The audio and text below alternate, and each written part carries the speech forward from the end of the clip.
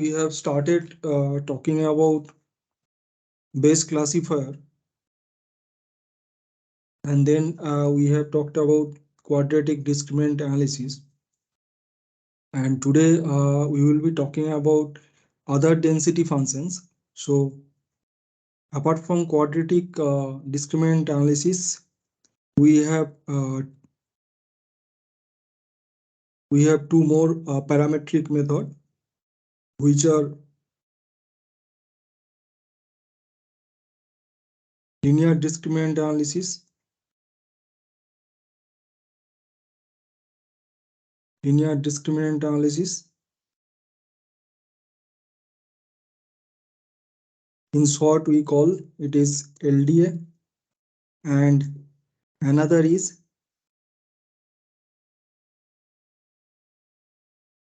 Gaussian mixture model. Gaussian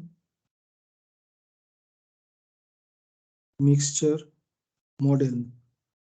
In short, we call GMM. Okay.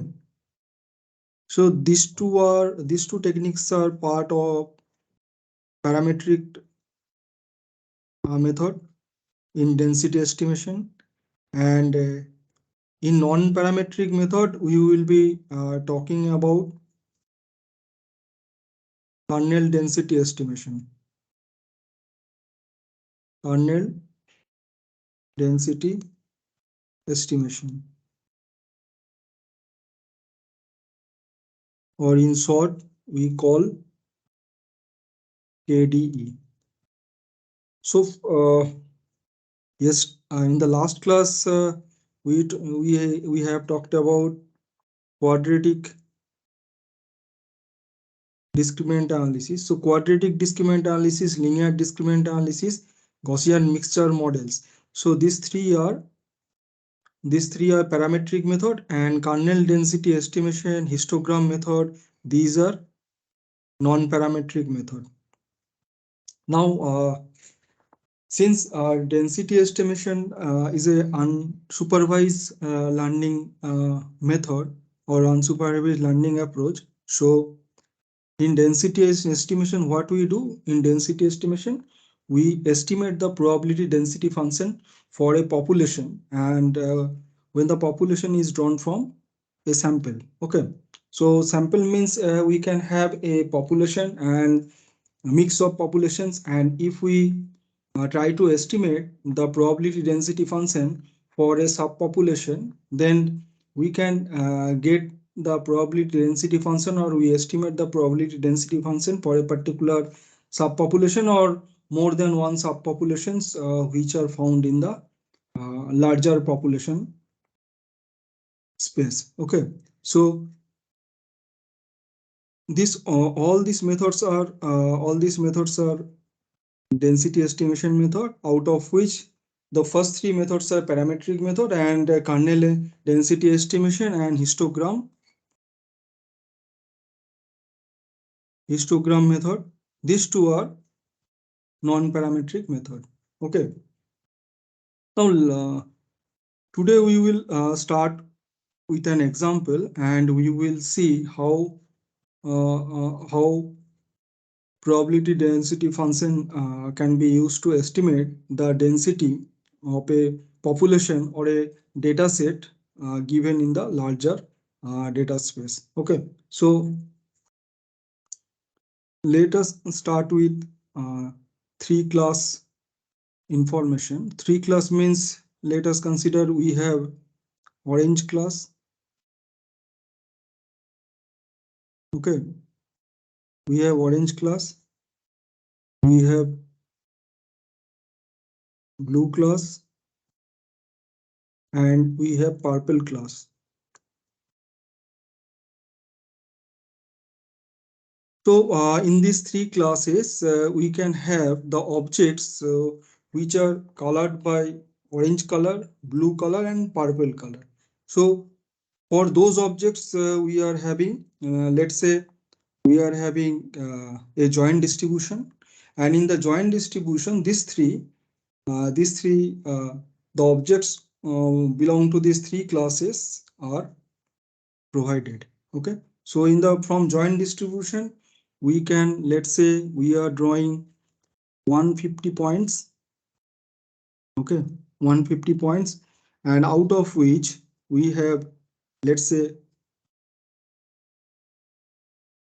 75 points for, so 75 points means we are drawing 75 points corresponding to 75 objects of orange color. Okay, of orange color, and 25 points of blue color, and 50 points of purple color. Since these three are the three different classes, orange class, blue class, and purple class, so here these 150 points of 150 points corresponding to 150 objects are drawn from the joint distribution or joint probability distribution P of x comma y. Okay, P of x comma y. Now this is the joint probability distribution, and from this joint probability distribution we are drawing 150 points corresponding to 150 objects. Okay, and 75 points are drawn, 75 points of orange color are drawn, 25 points of blue colors are drawn, and 50 points of purple color are drawn.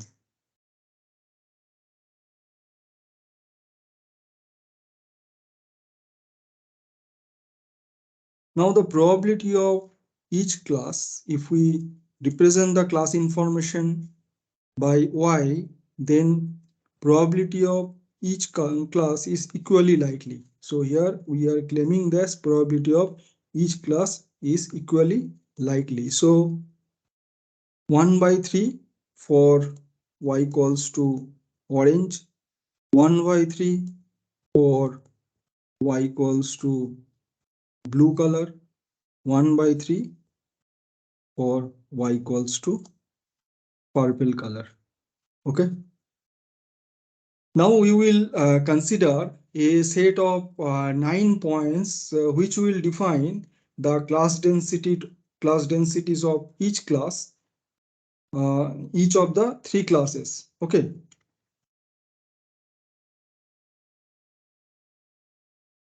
Now we will draw the diagram and we will try to understand how we can estimate the density, probability density function for these three different classes.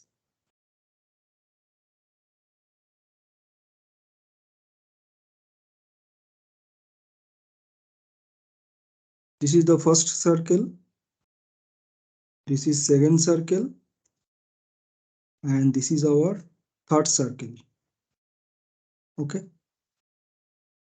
and here we have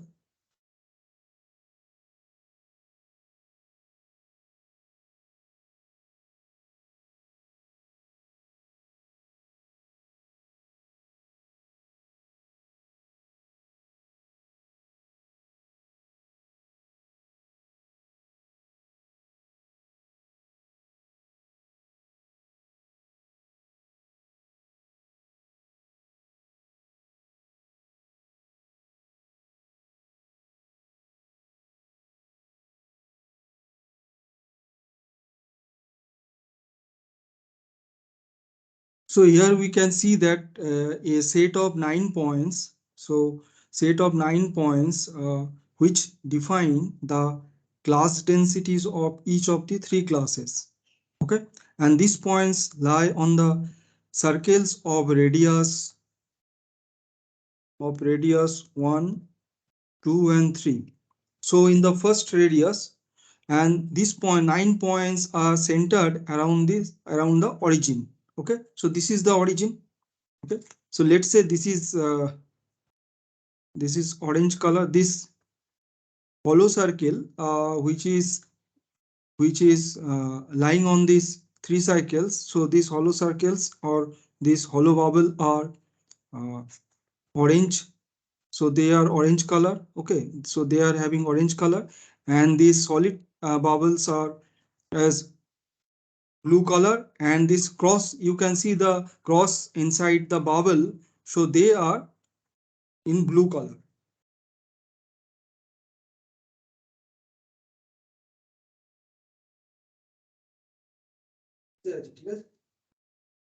hello, আমি ক্লাসে আছি।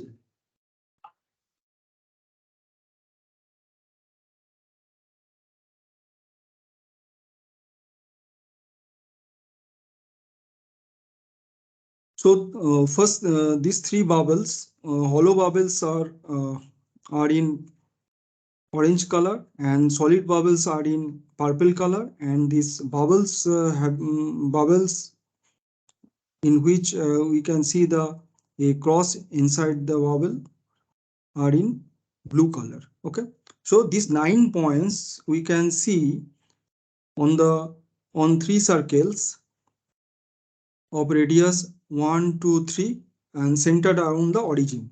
So this is the origin. Okay, now these points are separated. Here 2 points are separated by 2 pi by 9. Okay, so here we consider these points, corresponding to these points we get pi by 9. So here we will get 3 pi by 9. Okay, and for this bubble we will get 5 pi by 9. Since any two points are separated by 2 pi by 9, so here 2 pi by 9, this represent the here theta equals to 2 pi by 9. So theta means the if we draw a straight line, if we draw a straight line between the origin and the corresponding point, then we get, then this line will make some so here this point, this straight line will make the angular with x-axis. So this angle will be determined by the straight line from the origin to the corresponding point and the x-axis. Okay, so this angular 3 pi by 9, 2 pi by 9, or 5 pi by 9, so this angle represent the angle between the x-axis and the corresponding straight line from the origin to the point. Okay, and for this we will get 7 pi by 9, and for this point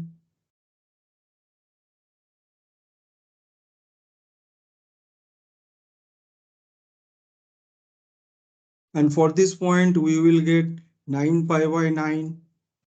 Okay, and for this point we will get 11 pi by 9, and for the next point we will get 13 pi by 9,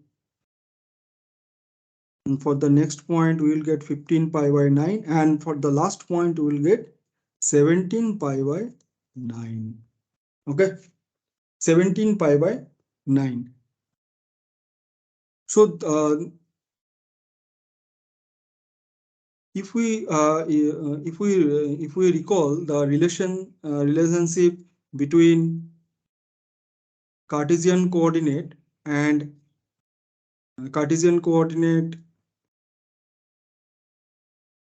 polar coordinates, then what we know that x equals to r cos theta. Okay, that means the x coordinate is given by r cos theta, and y coordinate is given by r sin theta. Okay, so basically what we get, these 9 points for this these 9 points lie on these three circles. Okay, three circles of radius r equals to 1, 2, 3, and this and the straight lines that we get from the origin make the make the angle with x-axis in different positions. So here, so if we consider the distribution of orange, purple, and blue color points, then we can see that around these 9 points we will get the points. That means for each class we will get 3 different distributions. Okay, 3 different distributions. That means these 9 points represent 9 different distributions. So the distribution of the data in each class is a mixture of 3 equally weighted Gaussian distributions. Okay, and these distributions are having means. So what will be the means? So if we determine the mean for this particular for this point, then what will be the mean? So the distance from this, so radius of this point, radius of this circle is r equals to 1. So therefore, for this point, we will get the mean as 1 comma pi by 9. Okay, 1 comma pi by 9. If we consider the next point, let's say for this point, so what will be the mean? So mean becomes 3 pi by 9. Okay, why 3 pi by 9? 3 pi by 9, because this is the circle of radius r equals to 3, and the theta is found to be 3 pi by 9, because if we draw a straight line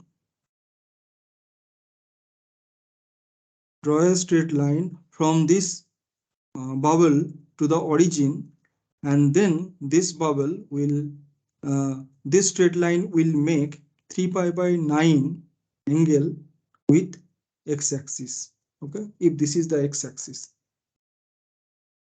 Now the distribution, what we are claiming, the distribution of data in each class is a mixture of 3 equally weighted Gaussian distributions with mean and covariance matrix. Okay.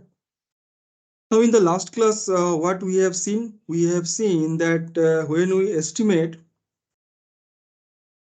the density for a particular class y equals to small c in case of quadratic discriminant analysis, so we use Gaussian distribution.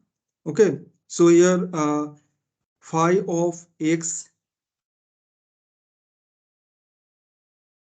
given mu c and sigma c. So this sigma c represent covariance. Okay, and this mu c represent mean.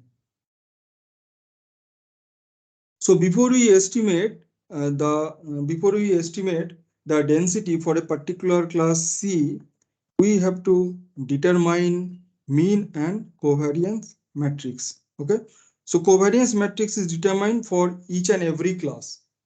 So we are not considering a common covariance matrix. Instead, we are considering covariance matrix for each and every class. Okay, so for a particular class C, we are estimating the density as 2 pi sigma c to the power minus half and e to the power minus half x minus mu c sigma inverse, okay, and x minus mu c. So this is the density estimation in quadratic discriminant analysis. So in quadratic discriminant analysis, we are considering mean and covariance matrix for each class. Okay. Now, how to estimate the density function or the probability density function for orange, blue, and purple class. So there are three classes: orange, purple, and blue class. Okay.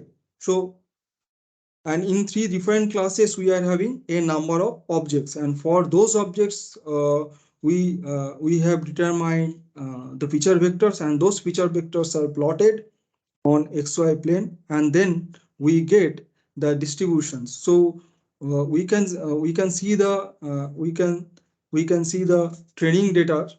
We can see the training data set having three different classes. Now from that training data set we have to estimate the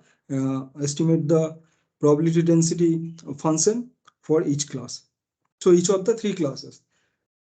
So now the distribution of x given y equals to orange, okay, x given y equals to blue, and x given y equals to purple. So that means what we are trying to do here, we are trying to estimate the class density, estimate the class density when the class is found to be orange, blue, and purple. Okay, so let us consider for orange class. So for orange class, how to get the density function? So we can write probability of x equals to, since here x is found to be r square feature space. Okay, R square feature space means two-dimensional feature space. So x, we can write x equals to x1, x2 given y equals to orange. Let's say we are estimating the density for orange class. Okay, so this equals to what we will write? We will write 1/3 into 1 upon 2 pi e to the power minus half, and then what we will write? We will write x1 comma x2 minus 3 cos 3 pi by 9, okay, and sine 3 pi by 9, plus what we will write? We will write 1 by 3 into 1 by 2 pi into e to the power minus half x1 comma x2 minus 2 cos 5 pi by 9 sine 5 pi by 9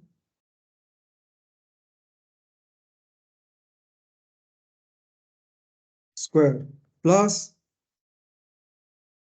we can write 1 upon 3 1 upon 2 pi into e to the power minus half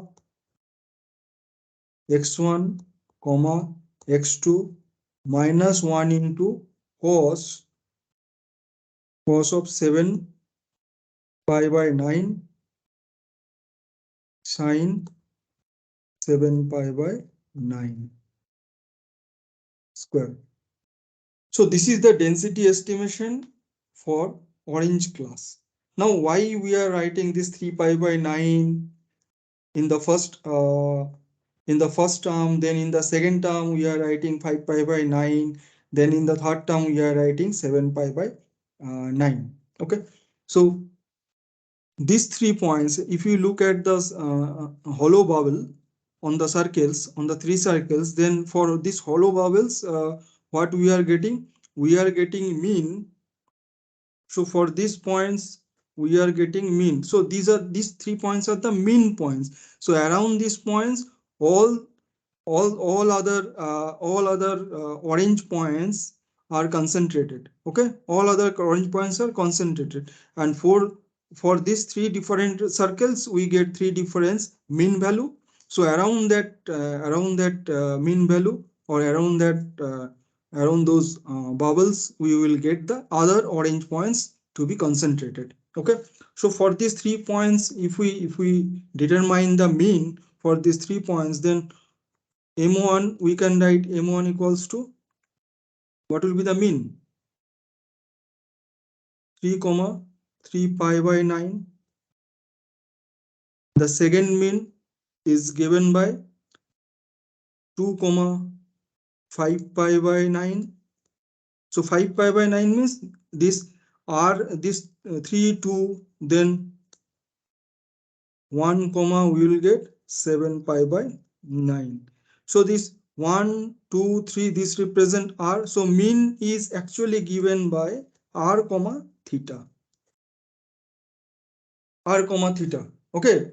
And mean is given by r comma theta. So in place of r, we are writing the radius of these three circles, and theta correspond to the angle which is made between the corresponding straight line and the x-axis.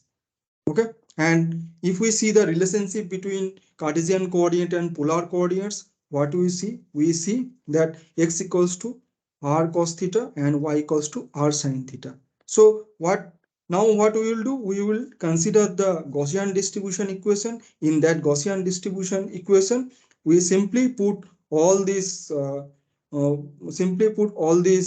values for mean and covariance matrix, and then we will get this probability density estimation for orange classes. So similar to this orange class, we will get the probability density function for blue class as well as for purple class. Okay.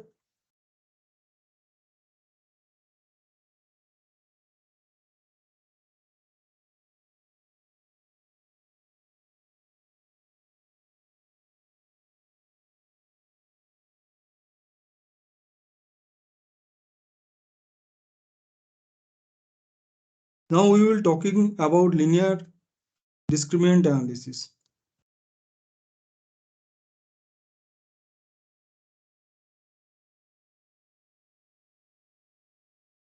So linear discriminant analysis, or LDA, is another parametric method in density estimation. Okay.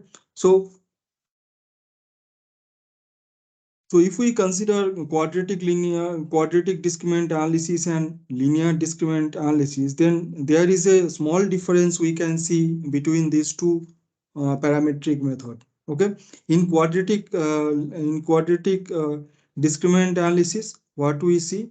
We see there are two we see that we considering the covariance matrix for each class, but in here in linear discriminant analysis, we we assume that the covariance matrix of the class densities are equal. Okay. Covariance matrices of the class densities are equal.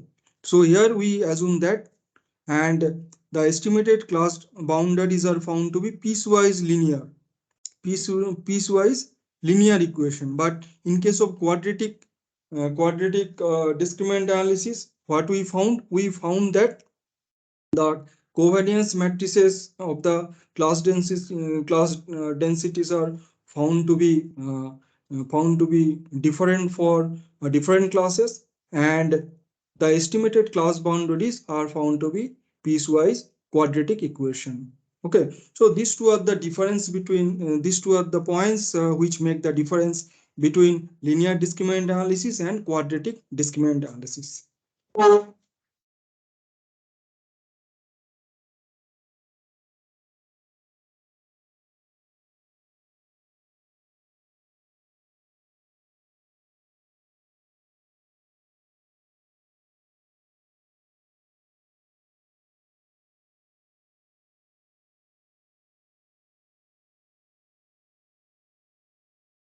একটু phone করো, আমি ক্লাসে আছি, ঠিক আছে? পরে phone করো, আমি ক্লাসে আছি।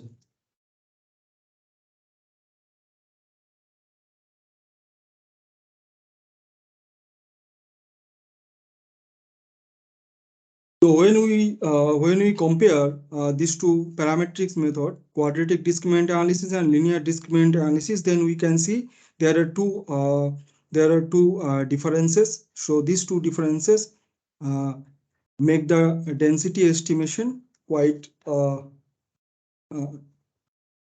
quite different. Okay, quite different means due to the common covariance matrix for all the classes in linear discriminant analysis and the estimated class boundaries which are found to be piecewise linear equation. Okay, so these 2 points make the quite different estimation for linear discriminant analysis. Now, what will be the estimation? Now, if we consider the likelihood function, probability of x given y equals to c, small c is a cth class. Okay. So the likelihood function p of x given y equals to c is a Gaussian density for phi of x given mu c comma sigma. So you just concentrate on this sigma. What we are writing over here? We are writing that this sigma is common to all classes. That means we are getting only one covariance matrix that is common for all the classes. But in case of quadratic discriminant analysis, we get this sigma or this covariance matrix for each class. That means for each and every class, we have to determine this, we have to estimate this sigma. Okay, common to all classes. Here we are writing common to all classes.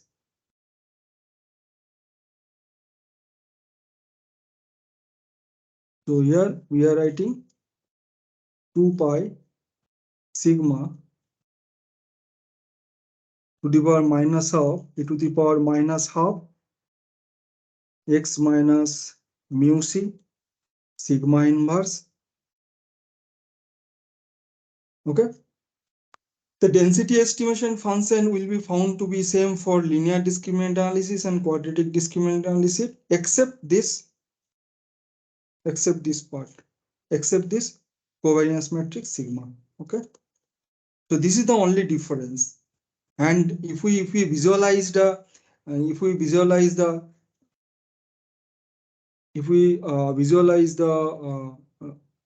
boundaries, class boundaries, then we can see that class boundaries are piecewise linear equation.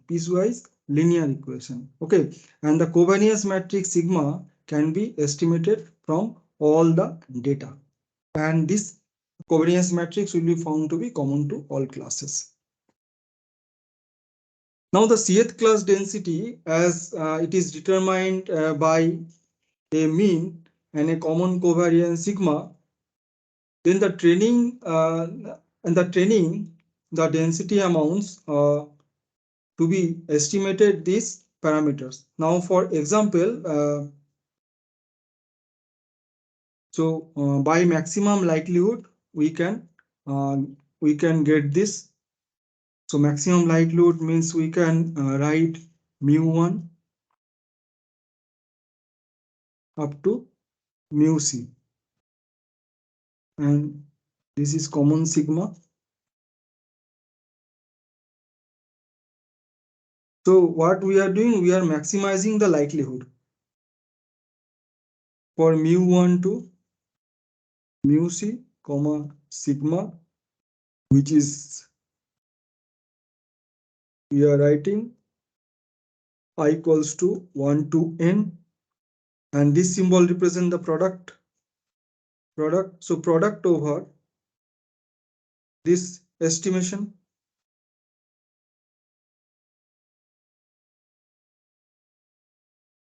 Okay, so if we consider yi is a particular class, okay, yi is a particular class, then we can get the maximum likelihood for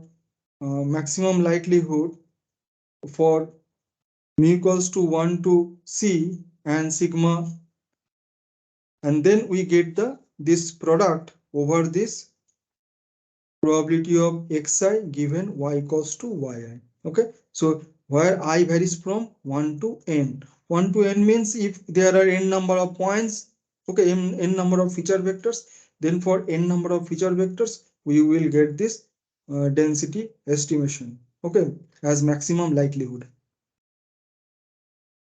So we can rewrite this relation as argmax mu1 to mu c sigma, and then we are writing small c equals to 1 to capital C. Okay, so here we get the double product over the estimation. Here we are writing yi equals to small c. Now we are writing xi given y equals to small c. Now what we are getting, if we rewrite this relation, the earlier relation, then we get the argmax mu1 comma mu1 to mu c and sigma. So for this mean and covariance matrix, so we can get this double product over probability of xi given y equals to c. Here we are writing yi equals to c. That means for each and every class we are getting this probability, we are getting this density estimation for c number of means and the common covariance matrix to all the classes. Okay, so this is the density estimation that we get as maximum likelihood function, and which is estimated for the linear discriminant analysis. Okay.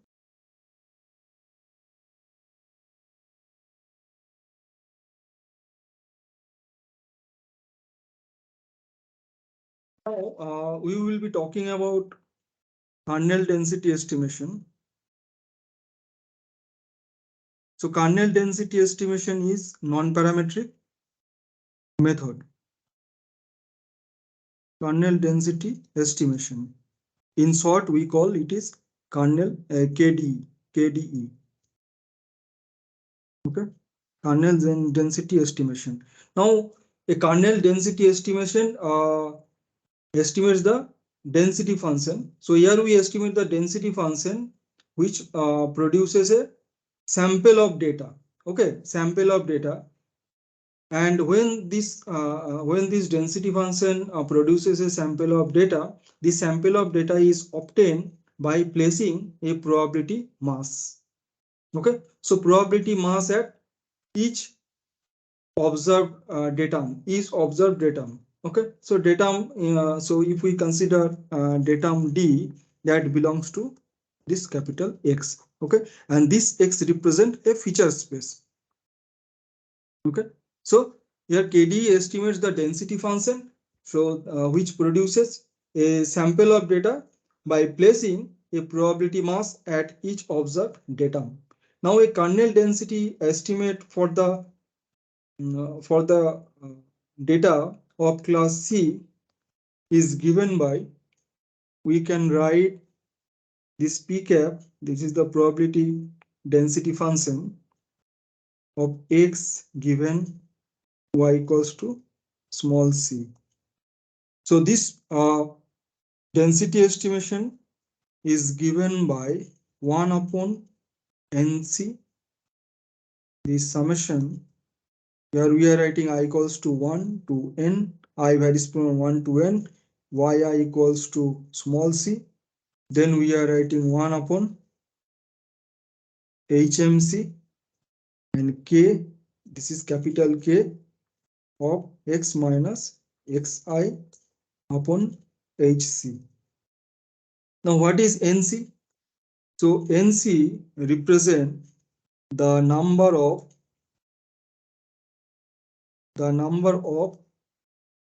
training data. Number of training data. Okay, this NC represent, and this K represent k of x minus xi upon hc. This represent the kernel function. We can have a number of kernel functions.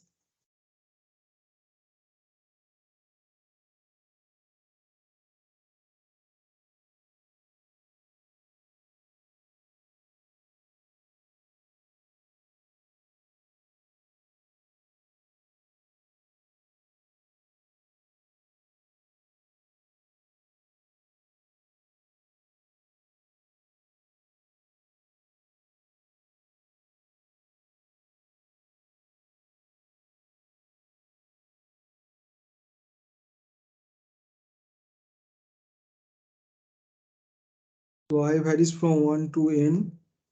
Yi equals to small c 1 upon hm c capital K of x minus xi upon hc. So here nc is the number of training data, and here hc represent the bandwidth, and k represent the kernel function. Okay, k represent kernel function. So number of training data correspond to the number of training data for cth class, and here hc represent the bandwidth for class c, and here k represent the kernel function. So kernel function, we can have a number of kernel functions. So kernel functions may be Gaussian kernel functions. So we can have different types of kernel functions. So we can apply this kernel function to get this density estimation for this non-parametric method. Okay. Now what happens if we consider a data x, okay, and if x is, so here the kernel function is any function, so which is relatively larger near 0. That means if we consider a kernel function and this kernel function is if the kernel function is found to be near 0, then this kernel function will be found to be very large, and if this kernel function is found to be small, then we can say this is far from 0.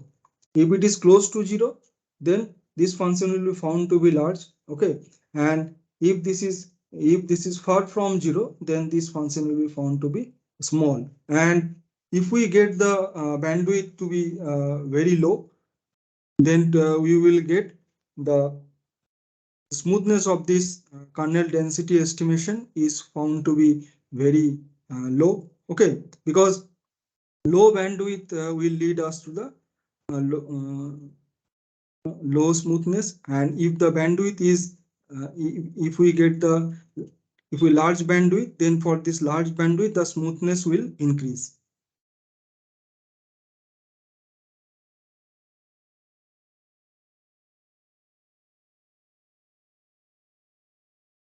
If you have any questions, you can ask me. Otherwise, we will stop now. And in the next class, we will be talking about Gaussian mixture model, and after that, we will start support vector machines. If you have any questions, you can ask me. Otherwise, we will stop now. Okay, that's all for today.